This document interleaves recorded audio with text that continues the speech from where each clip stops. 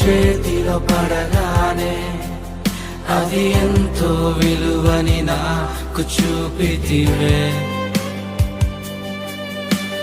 జీవమే లేని నాలోని జీవమును నింపుటకు నీ జీవితాన్నే తారబోసితివే.